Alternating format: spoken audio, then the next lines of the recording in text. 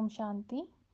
आज है 20/2/2025 के बाबा के मीठे महावाक्य।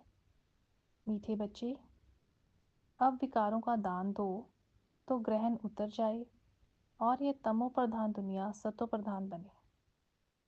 आज का प्रश्न है, तुम बच्चों को किस बात से कभी भी तंग नहीं होना चाहिए? उत्तर है, तुम्हें अपने जीवन से कभी भी तंग नहीं होना चाहिए, क्योंकि यह हीरे जैसा जन्म गाया हुआ है। इनकी संभाल भी करनी है। तंदुरुस्त होंगे तो नॉलेज सुनते रहेंगे। यहाँ जितना दिन जिएंगे कमाई होती रहेगी, हिसाब किताब चुकतू होता रहेगा। गीत है ओम नमः शिवाय। ओम शांति। आज गुरुवार है। तुम बच्चे कहेंगे सद्गुरुवार, क्योंकि सतयुग की स्थापना करने वाला भी है। सत्यनारायण की कथा भी सुनाते हैं प्रैक्टिकल में। नर से नारायण बनाते हैं। गाया भी जाता है सर्व का सद्गति दाता। फिर वृक्षपति भी है। यह मनुष्य सृष्टि का झाड़ है, जिसको कल्प वृक्ष कहते हैं। कल्प कल्प अर्थात 5000 वर्ष बाद फिर से हुबहू रिपीट होता है। झाड़ भी रिपीट होता है ना। फूल 6 मास निकलते हैं, फिर माली लोग जड़ निकाल रख देते हैं, फिर लगाते हैं तो फूल निकल पड़ते हैं। अब यह तो बच्चे जानते हैं, बाप की जयंती भी आधा कल्प मनाते हैं, आधा कल्प भूल जाते हैं। भक्ति मार्ग में आधा कल्प याद करते हैं। बाबा कब आकर के गार्डन ऑफ फ्लावर्स स्थापन करेंगे? दशाएं तो बहुत होती हैं। बृहस्पति की दशा भी है, उतरती कला की भी दशा होती है। इस समय भारत पर राहु का ग्रहण बैठा हुआ है। चंद्रमा को भी जब ग्रहण लगता है तो पुकारते हैं, दे दान तो छूटे ग्रहण। अब आप यही कहते हैं, यह 5 विकारों का दान दे तो छूटे ग्रहण। अभी सारी सृष्टि पर ग्रहण लगा हुआ है। 5 तत्वों पर भी ग्रहण लगा हुआ है, क्योंकि तमो प्रधान है। हर चीज़ नई फिर पुरानी ज़रूर होती है। नई को सतो प्रधान, पुरानी को तमो प्रधान कहते हैं। छोटे बच्चे को भी सतो प्रधान महात्मा से भी ऊंच गिना जाता है, क्योंकि उनमें 5 विकार नहीं रहते। भक्ति तो सन्यासी भी छोटेपन में करते हैं। जैसे राम तीरथ श्री कृष्ण का पुजारी था, फिर जब सन्यास लिया तो पूजा खल्लास। सृष्टि पर पवित्रता भी चाहिए ना। भारत पहले सबसे पवित्र था। अब जब देवताएं वाम मार्ग में जाते हैं तो फिर अर्थक्वेक आदि में सब स्वर्ग की सामग्री, सोने के महल आदि खलास हो जाते हैं। फिर नए सिर बनने शुरू होते हैं। डिस्ट्रैक्शन जरूर होता है, उपद्रव होते हैं। जब रावण राज्य शुरू होता है, इस समय सब पतित है। सतयुग में देवताएं राज्य करते हैं। असुरों और देवताओं की युद्ध दिखाई है, परंतु देवताएं तो होते ही है सतयुग में, वहाँ लड़ाई तो हो नहीं सकती। संगम पर तो देवताएं होते नहीं। तुम्हारा नाम है पांडव, पांडव कौरवों की भी लड़ाई होती नहीं। यह सब है कपोड़े।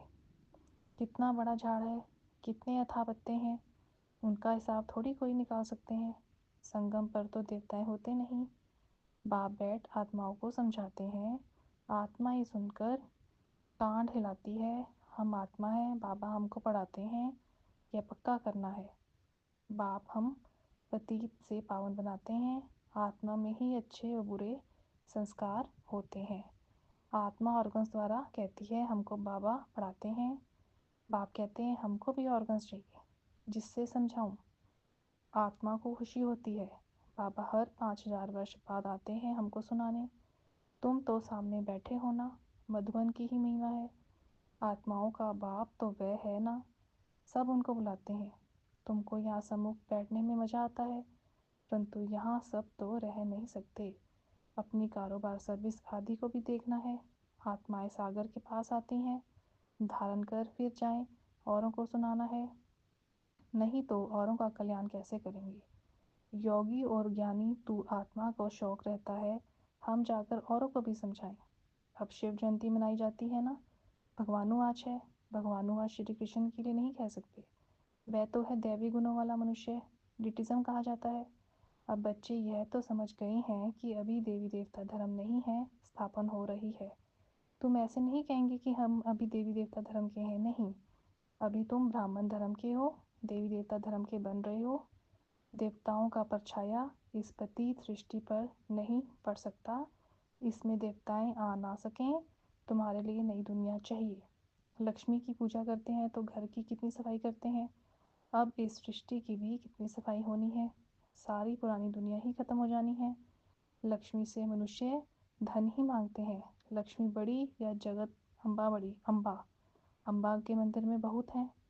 मनुष्यों को कुछ भी पता नहीं है। तुम समझते हो लक्ष्मी तो स्वर्ग की मालिक, और जगत अम्बा जिसको सरस्वती भी कहते हैं, वही जगत अम्बा फिर लक्ष्मी बनती है।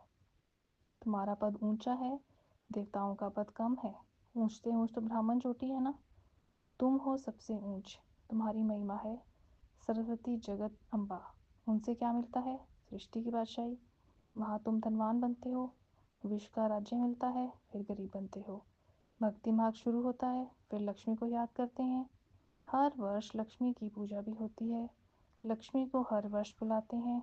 जगत अम्बा को कोई हर वर्ष नहीं बुलाते। जगदम्बा की तो सदैव पूजा होती है। जब चाहें तब अम्बा के मंदिर में जाएं। यहाँ भी जब चाहो जगत अम्बा से मिल सकते हो। तुम भी जगत अम्बा हो ना। सबको विश्व का मालिक बनाने का रास्ता बताते वाले हो। जगत अम्बा के पास सब कुछ जाकर मांगते हैं। लक्ष्मी से सिर्फ धन मांगते हैं। उनके आगे तो सब कामनाएं रखेंगे। तो सबसे ऊंच मर्तबा तुम्हारा अभी है, जबकि बाप के आगे बच्चे बने हैं। बाप वर्षा देते हैं। अभी तुम हो ईश्वरी संप्रदाय, फिर होंगे दैवी संप्रदाय। इस समय सब काम मनोकामनाएं भविष्य के लिए पूरी होती हैं। कामना तो मनुष्य को रहती है ना।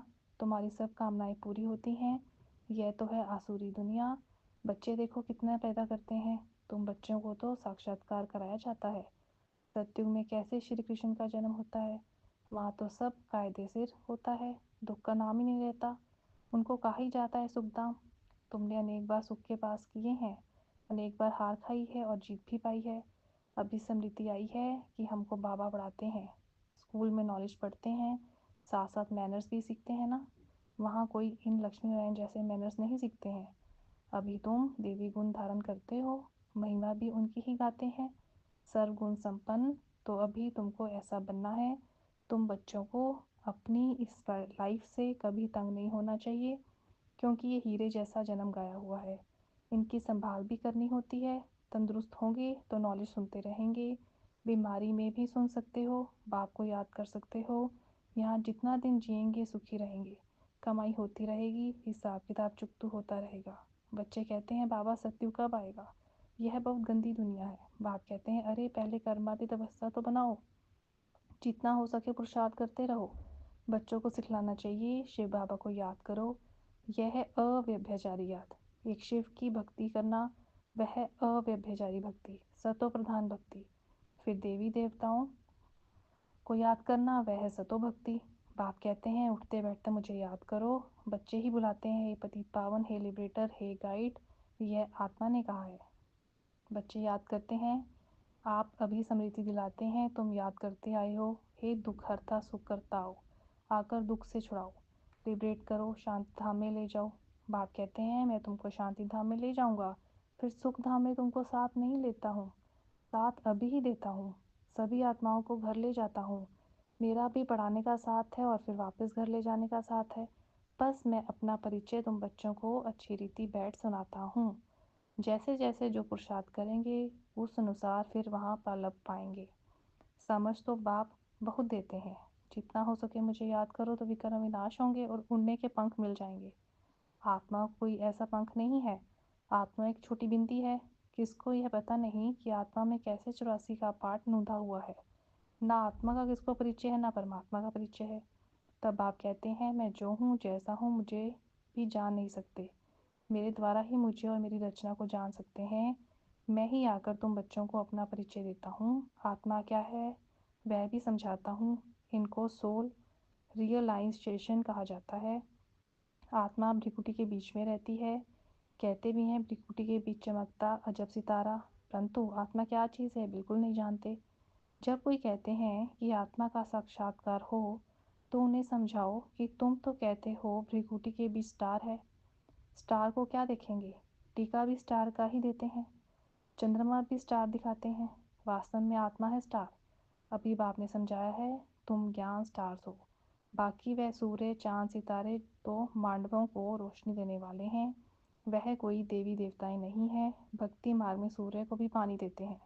भक्ति मार्ग में यह बाबा भी सब करते थे। सूर्य देवताएं नमः, चंद्रमाएं देवताएं नमः कहकर पानी देते थे। वह सब है भक्ति मार्ग। इसने तो बहुत भक्ति की हुई है। नंबर 1 पूजे तो फिर नंबर 1 पुजारी बने हैं। नंबर तो गिनेंगे ना, रुद्रमाला के भी नंबर तो हैं ना। भक्ति भी सबसे जास्ती होती है। अब आप कहते हैं छोटे बड़े सबकी वानप्रस्थ अवस्था है। अभी मैं सबको ले जाऊंगा, फिर यहाँ आएंगे ही नहीं। बाकी शास्त्र में जो दिखाते हैं, प्रलय हुई, जलमुई हो गई, फिर पीपल के पत्ते पर श्री कृष्ण आया। बाप समझाते हैं सागर की कोई बात नहीं, वहाँ तो गर्भ महल है जहाँ बच्चे बहुत सुख से रहते हैं। यहाँ गर्भ जेल कहा जाता है। पापों की भोगना गर्भ से में मिलती है। फिर भी बाप कहते हैं मन मना भव, मुझे याद करो। प्रदर्शनी में कोई पूछते हैं सीढ़ी में और कोई धर्म क्यों नहीं दिखाया, बोलो औरों के 84 जन्म तो है नहीं, सब धर्म झाड़ में दिखाए हैं। उससे तुम अपना हिसाब निकालो कि कितने जन्म लिए होंगे। हमको तो सीढ़ी 84 जन्मों की दिखानी है।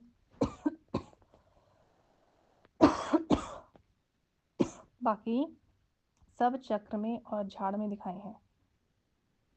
इनमें सब बातें समझाई हैं। नक्शा देखने से बुद्धि में आ जाता है ना, लंदन कहाँ है, फलाना शहर कहाँ है। बाप कितना सहज कर समझाते हैं। सभी को यही बताओ कि 84 का चक्र कैसे फिरता है। अभी तमो प्रधान से सतो प्रधान बनना है, तो बेहद के बाप को याद करो तो तुम पावन बन जाएंगे और फिर पावन दुनिया में चले जाएंगे।